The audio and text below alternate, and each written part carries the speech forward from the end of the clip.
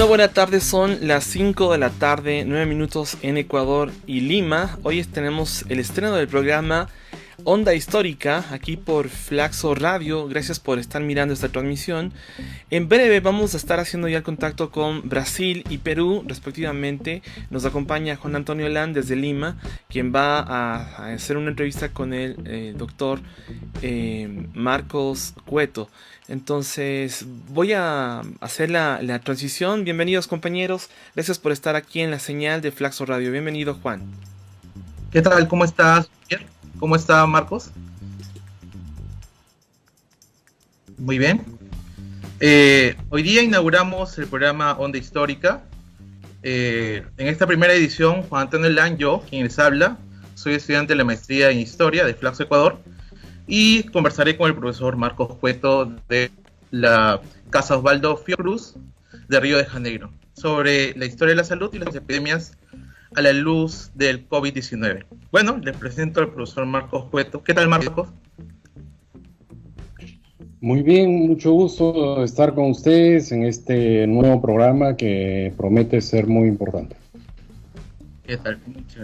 Marcos Cueto preside la Asociación de Historia, Declaración Peruana de Historia de la Ciencia, Tecnología y la Salud, y además es editor de la revista Historia, Ciencia, Salud, Manguinhos, publicada en Río de Janeiro, la Casa Osvaldo Cruz.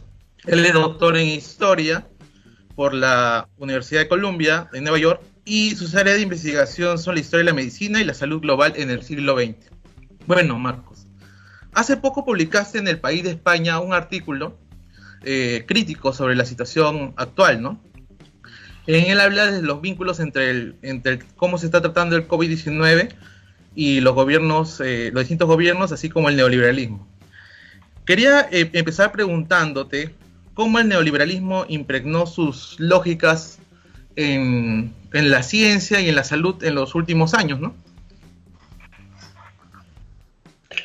Bueno, no es que yo sugiera que el neoliberalismo haya creado el virus, como quizás algunas teorías conspiratorias están diciendo, ¿no? Sino creo que es por responsabilidad de esas políticas neoliberales que posiblemente el impacto de esta epidemia sea mayor de lo que debería ser, y también por esas políticas el retraso y la insuficiencia de las respuestas está siendo lo que se está experimentando en muchos países, ¿no?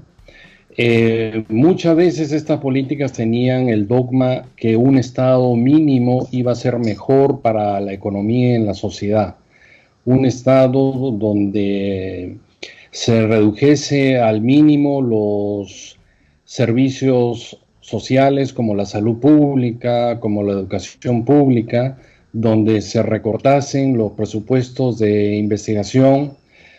Y inclusive muchos de estos gobiernos conservadores toleraron una cultura a donde aparecieron expresiones religiosas, sobre todo, que negaban el valor de la ciencia, el valor de las vacunas, el valor de otras disciplinas científicas.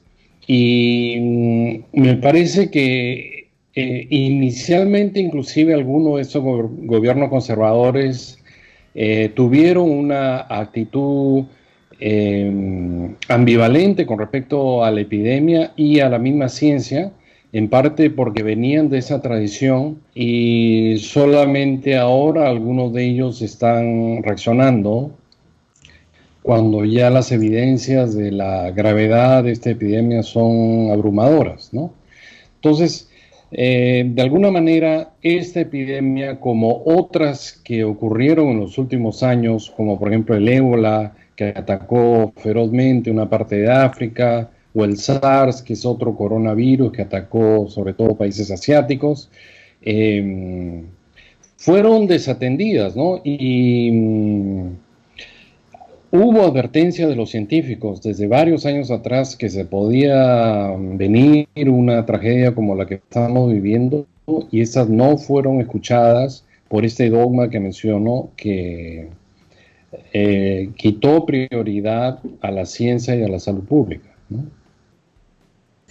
Claro, como el caso de Estados Unidos o Brasil mismo, donde tú vives, ¿no? Sí. Bueno, en los años 90 tú escribiste un libro muy importante titulado El regreso de las epidemias, ¿no? En él tú hablabas o afirmabas que más allá del estudio de los temas biológicos, digamos, de las epidemias, hay otros aspectos que se dan a relucir, que son de la sociedad, ¿no? Que estos aspectos del entramado social pueden ser vistos por los historiadores, ¿no? Y en qué consisten y cuáles son, ¿no? Bueno, las epidemias siempre magnifican una serie de problemas sociales, culturales, económicos, ¿no? Por ejemplo, ahora es evidente el estrago que ha causado el haber recortado tantos años los presupuestos de la salud pública. Pero hay dos problemas más que a mí me gustaría mencionar que no se está hablando tanto y que vienen un poco de los estudios previos que yo he hecho y otros historiadores hemos hecho sobre las epidemias. O sea, se trabaja de nuevo la relación entre la ciencia y el poder, ¿no? Cuando comenzó esta epidemia, había la idea que los científicos tenían la razón y no estaban siendo escuchados por gobiernos muy conservadores o de autoritario de derecha, ¿no? Y ahora hay la idea, en estos últimos días, que los más recalcitrantes, incluyendo el gobierno de Brasil, se han rendido ante la evidencia que es un poco abrumadora. Cuento el de Brasil porque hasta hace 2 días el gobierno de Brasil, el presidente de Brasil se estaba negando, insistía que era un pequeño resfriado lo que estaba ocurriendo y que la gente debía ir a trabajar, ¿no? Pero desde ayer ha empezado a aparecer en conferencia de prensa diciendo que suscribe lo que dice su ministro de Salud y las autoridades de la OMS.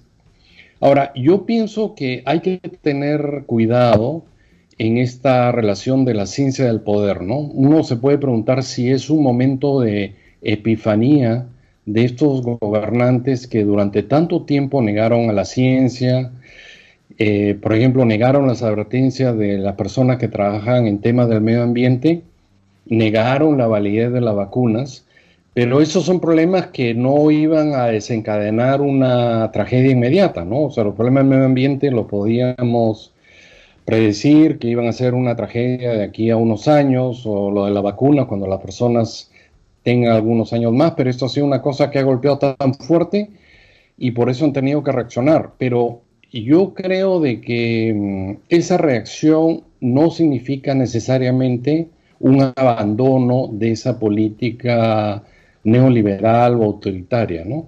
Y que hay el peligro que ellos mismos interpreten la respuesta a esta emergencia como una respuesta temporal, como se diría en el Perú, un parche, una respuesta solamente por este momento y que pasado este momento se regrese a lo que ha sido una tradición y que yo veía en ese libro que mencionaste, de dar respuestas insuficientes y parciales a los problemas de salud y también recursos limitados a los servicios de salud, ¿no? Entonces, me parece que este es un momento clave para cómo se va a definir la relación entre ciencia y política. El poder, creo, el poder en algunos lugares está queriendo cooptar esas respuestas científicas a soluciones parciales y hay otros científicos que están tratando de recordar, no solamente pensar en el corto plazo de salvar vidas, que por supuesto es importantísimo, sino el mediano y largo plazo de restituir o incrementar, ¿no?, los recursos de la investigación y el aprecio de la investigación. Otro tema que yo vi en ese libro del regreso de las epidemias y que no se está viendo con intensidad hasta ahora es que en casi todas las epidemias aparece un grupo que es culpabilizado, que es estigmatizado, que es discriminado, ¿no? Los ejemplos más claros son, por ejemplo, en el SIDA. Después, casi desde el comienzo, se culpó a los homosexuales, ¿no? Según políticos conservadores americanos, el SIDA era una revancha de la naturaleza, un castigo divino, ¿no? Por estas personas que habían salido de las normas familiares tradicionales, ¿no? Y así en la historia se puede encontrar varios ejemplos. En la Edad Media eran los judíos, en la peste bubónica que atacó a varios países de América Latina y al Perú a comienzos del siglo XX, los responsables quienes se convirtieron en responsables fueron los chinos. En el caso del cólera del Perú del año 91, el gobierno de Fujimori responsabilizó a los sucios, ¿no? Entre comillas, que era la gente pobre que según él no les gustaba lavarse las manos, ¿no? Entonces, un problema de conducta individual se convirtió como una manera de culpabilizar a las víctimas, ¿no? En esta epidemia todavía no han surgido con fuerza aquí, que va a ser quizá una inercia, una tendencia como en otras epidemias. ¿A quién se va a culpar, no? Ha habido ya un poco un esbozo de culpar a los asiáticos, ¿no? Inclusive en Estados Unidos, Trump hasta hace poco no perdió oportunidad de deslizar de que era un virus chino. Aquí el hijo de Bolsonaro dijo de que, aquí en Brasil el hijo de Bolsonaro dijo de que la culpa la tenía China. Había un ex asesor de Trump, Bannon, de que dijo que no solo era un virus chino, era un virus del Partido Comunista Chino, ¿no? Entonces, los chinos de repente, y eso llevó a actos de violencia contra población asiática, o sea, niños en escuelas en Estados Unidos han sido a veces prohibidos en algunos lugares de ir, ¿no? Otros posibles candidatos a esta cosa terrible del estigma que viene en muchas epidemias pueden ser los ancianos o las personas mayores. Es decir, que bueno, hay algo en su cuerpo, en su sistema inmunológico, que es lo que ha provocado el contagio tan rápido. Y un candidato natural, como en el cólera de Perú del año 91, es los pobres, ¿no? O sea, se recomienda mucho la higiene y el lavado de manos, lo cual me parece muy bien, y el distanciamiento social también me parece muy bien, pero a veces no se comprende o no se dan los recursos para practicar esas recomendaciones en zonas urbano-marginales, donde la gente vive en espacios diminutos, donde no tienen acceso al agua, o el agua, por ejemplo, cuando yo estudié el cólera en el Perú, el agua que usan era un agua que compraban y que ya estaba contaminada, ¿no? Donde los servicios médicos no siempre son accesibles. Hay favelas aquí en Brasil de que hace un buen tiempo que no entra, o sea, no ingresa la policía y menos o ingresan a veces los trabajadores de salud. Entonces, los pobres, todavía esto no ha ingresado por lo menos en Brasil con fuerza en las comunidades, aunque ya hay varios casos, ¿no? Sobre todo en Sao Paulo. Pero si se mina con más fuerza, espero que no, eso podría ser otro candidato, un grupo que se responsabiliza por no haber cuidado la higiene que se recomendó, ¿no? Claro, chivos expiatorios, ¿no? Claro, como chivos expiatorios, exactamente. Ese es un peligro que yo creo que es una cosa clara, que la historia puede ayudar un poco a predecir el futuro, ¿no? Porque nadie está hablando ahora de ese tema, del estigma, pero los trabajos de historia de las epidemias muestran que las epidemias tienen un ciclo. Hay una primera etapa de negación, que es hasta donde hemos estado viviendo en algunos países, incluyendo a Brasil, quizá el Perú no, porque ha sido un caso donde se ha dado respuesta temprano. Hay una etapa de negación que ocurre en muchas partes. Después hay una etapa como tratar de darle un resignificado a las epidemias o dar unas medidas, que hay un consenso entre diferentes grupos. Y hacia el final viene, o desde el mediado de la epidemia y hasta el final, viene un estigma. O sea, hay una responsabilidad se responsabiliza a un grupo en la sociedad de estar asociado a esa epidemia, ¿no? Entonces, en el caso de otras epidemias sí podemos encontrar cómo ha ocurrido ese problema histórico. En el coronavirus yo no lo veo todavía como algo definitivo, ¿no? Hay indicios que pueden ser los chinos, hay indicios que pueden ser los ancianos, hay indicios que pueden ser los pobres, ¿no? Pero no hay una ola de estigma todavía muy fuerte, y en eso los historiadores podríamos ayudar como a predecir y idealmente mejorar el futuro, ¿no? Que no venga ese estigma. Claro. Vinculado a esta reflexión que nos estás dando, ¿cómo, cómo esta nueva pandemia, epidemia, digamos, va a impactar en la investigación histórica de la ciencia y de la salud, ¿no? ¿Qué retos deja a los historiadores y a los divulgadores científicos? Yo creo que sí va a tener un impacto, ¿no? Hasta hace poco muchos historiadores nos ocupábamos, o nuestros colegas se ocupaban de aspectos de la historia cultural que son importantes, pero no siempre manteníamos un diálogo con el público, que creo que es importante.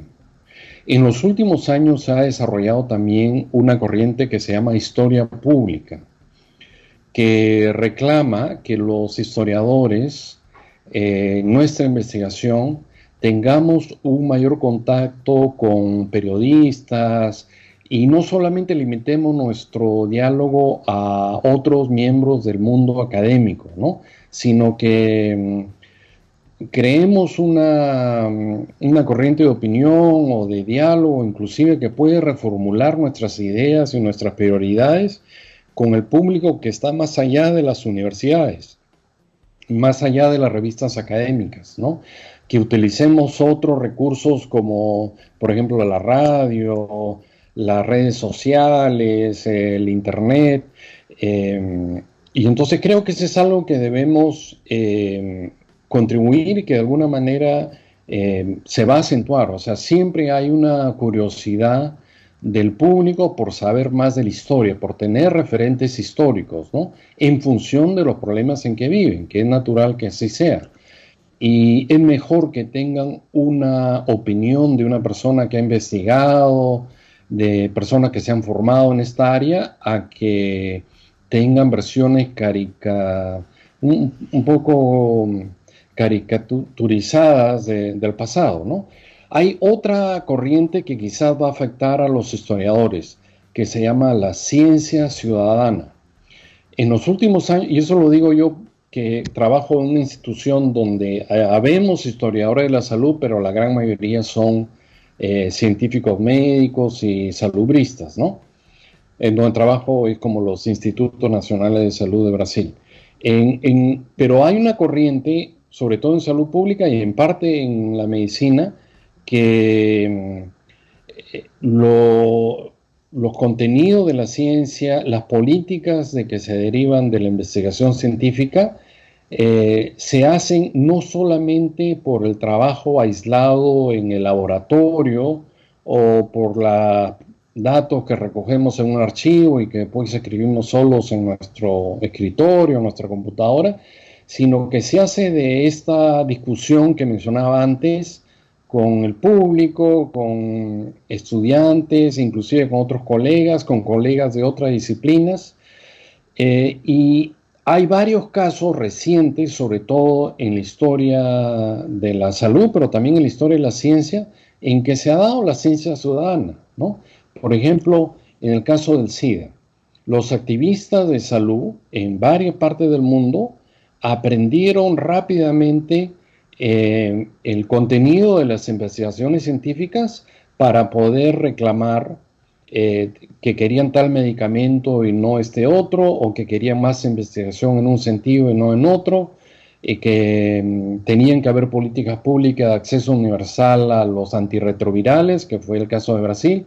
Entonces, el caso del SIDA en los últimos años, décadas quizás, es un caso claro en que actores no profesionales, no académicos, como los activistas, y personas viviendo con SIDA, han intervenido no solamente en la implementación de la ciencia, sino a veces en el contenido o la agenda de qué cosa debe ser investigado, ¿no?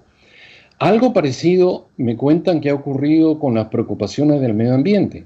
Los activistas en medio ambiente han tenido una influencia en lo que está siendo investigado, inclusive en ciencias sociales y en salud pública relacionada al medio ambiente. Hay, como quizás tú sabes, Juan, una corriente de muchos historiadores jóvenes que están combinando la historia del medio ambiente con la historia de la salud pública, ¿no? Porque me parece que es una manera también que ellos están encontrando de establecer un diálogo con problemas relevantes de la sociedad. Entonces, yo creo que esas dos tendencias pueden llegar a tener una influencia en el trabajo histórico, ¿no? Lo que mencioné de la ciencia ciudadana es importante también para ver de que es una responsabilidad no solamente de un grupo de especialistas, nosotros también de alguna manera somos científicos, investigadores, sino de que tenemos una responsabilidad que inclusive va más allá de la universidad, va más allá de nuestros cursos, va más allá de publicar un periódico y que idealmente tiene que ser, aunque a veces no lo sea completamente ahora, mejorar la educación, la conciencia, la cultura de la sociedad. Claro. Bueno, Marcos, algunas reflexiones finales que nos puedes dar para ir cerrando. Siempre las epidemias son una oportunidad, ¿no? Revelan muchos problemas, pero son una oportunidad. Una oportunidad para mejorar, una oportunidad para revelar dimensiones humanas y humanitarias de la sociedad, ¿no? A mí hay algunas cosas, por supuesto, de lo que estamos viviendo que me parecen respuestas insuficientes. Seguramente ustedes están siguiendo las noticias de esta contradicción entre, por ejemplo, el gobierno americano que dice, no, ya hemos mandado todos los materiales que necesitan, y los gobernadores o los trabajadores de salud que dicen, no estamos recibiendo todo lo que necesitamos, ¿no? Que debe ser una contradicción que se repite en muchos países del mundo, o que se va a repetir en muchos países del mundo. Pero a la vez estamos viendo esta dimensión humanitaria de la importancia de la vida, la importancia de los que cuidan la vida, ¿no? Y de los aspectos implícitos del juramento hipocrático, ¿no? O sea, los médicos, puede ser que tengamos, o los salubristas, tengamos la idea de, bueno, están ahí para tratar, pero detrás de eso hay también, en casos como este, que se revelan que tienen otras funciones, que es postergar el dolor, consolar a las familias, ¿no? Aliviar la preocupación de la sociedad. Entonces, eso yo, por ejemplo, en el caso de Perú, lo estoy viendo claramente con, o sea, una persona que inmediatamente ha convocado el apoyo de los salubristas en el país, que es el ministro Víctor Zamora, ¿no? Un líder en esta área. No lo estoy viendo tan claramente en el caso de otro Ministerio de Salud de América Latina, ¿no? Hay ejemplos que seguramente todos ustedes están siguiendo en la televisión de médicos italianos que hacen esfuerzos heroicos, o en España, o inclusive en el mismo Estados Unidos. Entonces, esa es la parte optimista que permite pensar que el mundo puede ser mejor, ¿no? Y que los historiadores podemos ser parte de ese mundo y ayudarlos a pensar, así como nosotros pensamos en el largo plazo y en una perspectiva de largo plazo para el pasado, ayudar a la sociedad a pensar en el largo plazo en el futuro. Claro. Bueno, muchas gracias, Marcos. Hemos hecho la primera emisión de este programa. Y bueno, les avisaremos cuando lanzaremos la siguiente edición. Y muchas gracias, ¿no? Gracias a los que han estado. Gracias, Marcos. Cuídense. Sí, todos cuiden, hay que cuidarnos. Sí. Hasta luego. ¿Ratito? Bueno, agradecemos a Marcos y a Juan Antonio Lang que han estado conectados en esta transmisión. y les agradecemos a los amigos y amigas oyentes que han estado pendientes. Como decía Juan, sí, esta es apenas una primera emisión y esperaremos luego retomar esta emisión de programas aquí por Flaxo Radio con el programa Onda Histórica. Les dejamos entonces en este cierre y esperamos que se enganchen también con nosotros el próximo día viernes a partir de las 18 horas hora de Ecuador. Estaremos con un programa en vivo con conexiones desde Bolivia y Chile. Gracias nuevamente al doctor Marcos Cueto y a Juan Antonio Lan, quienes desde Río de Janeiro en Brasil y Lima respectivamente nos han estado comentando este programa, esta reflexión muy profunda que ha hecho el doctor Cueto acerca de las pandemias y cómo justamente la política ha estado influenciando directamente el desarrollo del cuidado de la sociedad, ¿no? Bueno, mi nombre es Javier Maca, soy el productor general de Flaxo Radio y nos encontramos en una próxima edición. Hasta pronto.